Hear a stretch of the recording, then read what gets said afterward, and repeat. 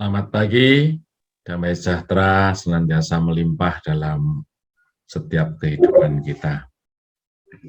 Bapak, Ibu, Saudara, pada pagi hari ini kita akan belajar bersama untuk membaca, merenungkan firman Tuhan dengan topik harta yang berharga. Nah, setiap orang percaya atau setiap kita itu pasti merindukan adanya satu pemulihan diri dalam hidup kita sebagai buah pengenalan akan Allah. Ya. Barangkali hal itu sama sekali bukan menjadi agenda orang-orang di luar sana. Tetapi bagi kita diubahkan itu menjadi satu prioritas.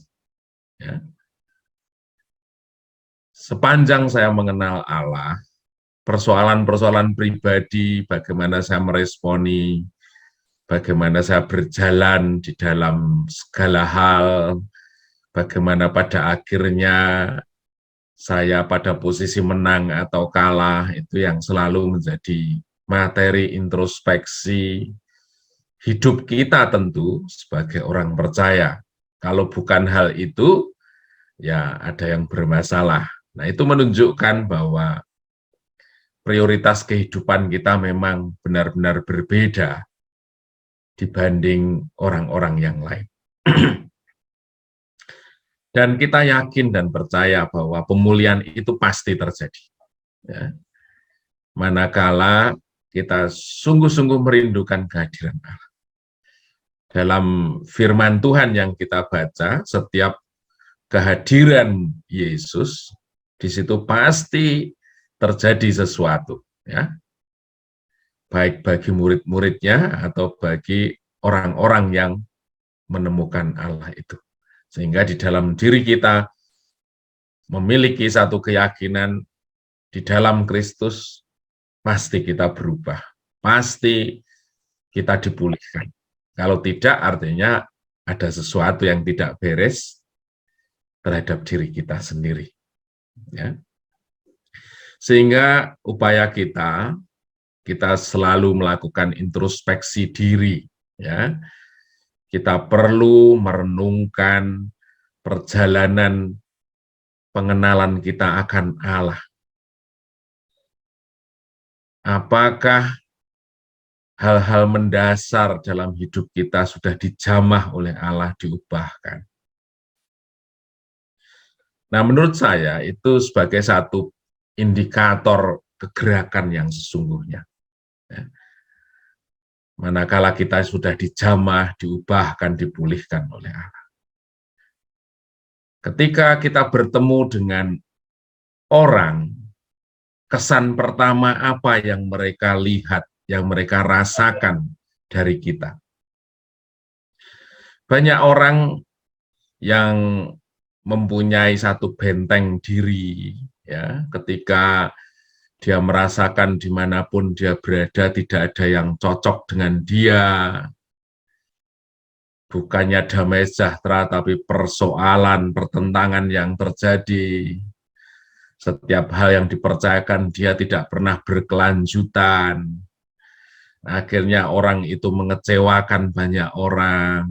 Dia berkata, wah, itu kawan lahir saya.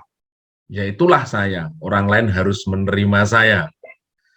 Tapi tentu orang-orang yang mengenal Tuhan, kehadirannya itu pasti membawa satu nilai yang berbeda terhadap diri kita. Dan itulah awal kegerakan. Kita berubah, kita dijamah, kita dipulihkan. Membuat orang melihat bagaimana pekerjaan Allah nyata di dalam kita. Dan di situ mereka merasakan ada satu nilai yang berbeda dalam diri anak-anak Tuhan dibandingkan dunia ini. Kita seringkali melihat bahwa kegerakan itu aspek di luar, tetapi kita belajar bahwa kegerakan itu ditentukan oleh aspek yang ada di dalam kita, oleh karena pekerjaan Roh Kudus yang Tuhan kerjakan di dalam hidup kita. Nah, apakah firman Tuhan mengatakan hal tersebut gitu ya? Saya baca atau kita baca di 2 Timotius 1 ayat 14. Firman Tuhan itu berkata demikian ya. Peliharalah harta yang indah yang dipercayakannya kepada kita oleh Roh Kudus yang diam di dalam kita. Dalam bahasa Indonesia sehari-hari, dengan bantuan Roh Allah yang hidup di dalam kita, hendaklah engkau menjaga baik-baik hal-hal yang berharga yang sudah dipercayakan kepada. Kita sepakat bahwa harta yang indah atau harta hal-hal yang berharga itu tentu bukan harta lahiriah, ya. Bukan kekayaan, bukan pangkat, bukan nama besar, bukan hal-hal lahiriah. Tetapi harta yang indah ini tentu mengandung satu makna nilai batiniah yang sifatnya kekal. Ya. Sehingga harta yang indah atau hal-hal yang berharga itu bisa didefinisikan satu nilai kekal yang Tuhan sudah percayakan kepada kita sebagai buah pengenalan akan Allah. Ketika kita bergaul, kemudian berinteraksi, membangun satu komunikasi dengan Allah, tentu kalau dulu hidup kita orientasinya pada hal-hal yang fana, yang jasmani, yang lahiriah, yang akan binasa, ketika kita bergaul dengan sumber Allah yang kekal itu, kita akan diwariskan oleh satu hal-hal yang kekal juga. Nah, kemudian dalam ayat itu memberikan satu pengajaran bagi kita bahwa ternyata kita harus melakukan introspeksi diri. Ya. Kita harus melihat diri kita. Adakah atau apa saja hal-hal terindah yang sudah dipercayakan kepada kita? Tentu harapan Tuhan, kehendak Roh Kudus, kita sempurna dalam segala sesuatu itu. Tetapi ada yang beberapa barangkali masih dalam satu proses yang terus diusahakan. Tetapi mengukur nilai itu menjadi sesuatu yang penting dalam hidup kita. Ukuran kita bukan sesuatu yang kita lihat, pencapaian-pencapaian jasmani. Oke lah, boleh ya, tapi itu bukan yang terutama. Tetapi ukuran yang harusnya hadir dan mendorong kita memiliki kerinduan untuk semakin dalam mengenal Allah, seberapa nilai kekal yang sudah hadir dan dipercayakan dalam hidup kita. Seberapa kasih ya yang terus kita upayakan dalam hidup ini. Ya. Di tengah orang dunia seringkali memperkarakan urusan pribadi, meletakkan kepentingan pribadi menjadi satu bagian terpenting. Tapi anak-anak Allah justru menebarkan kasih.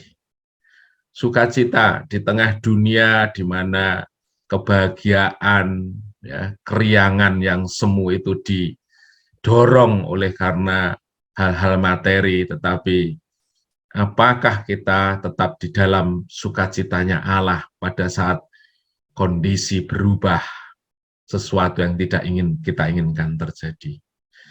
Apakah hidup kita senantiasa melimpah dengan damai sejahtera di tengah badai, perubahan, lembah, dan lain sebagainya, kita tetap hidup di dalam damai sejahtera? Apakah kita termasuk orang-orang yang rajin, yang tekun, yang taat, yang setia?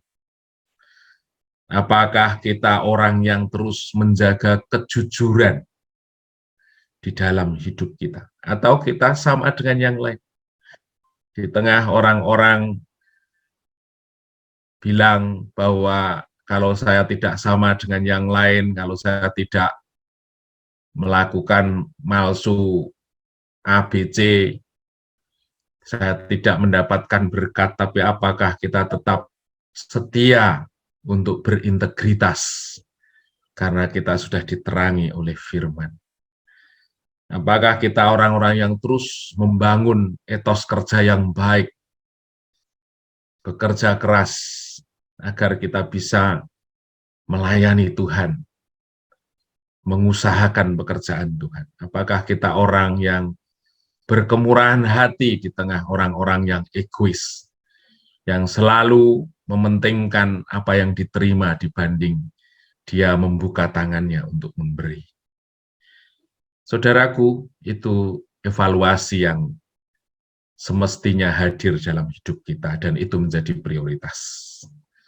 Dan saya begitu yakin ketika nilai-nilai indah ini melimpah dalam hidup kita, itu adalah kunci kegerakan sejati, di mana pada akhirnya banyak orang merasa terkesima karena Allah dengan dirinya itu hadir dalam manifestasi hidup kita.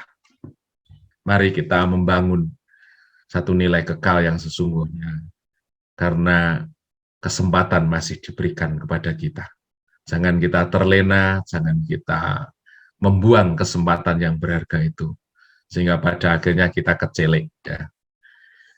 Akhirnya kita menyesal di kemudian hari. Tetapi firman Tuhan dengan hikmatnya mengajarkan kita di hari ini untuk kita belajar, untuk semakin mengenal Tuhan, pada akhirnya dirinya itu terimpartasi dalam kehidupan kita sebagai orang percaya. Terpujilah nama Tuhan, mari kita menyediakan hati kita untuk berdoa.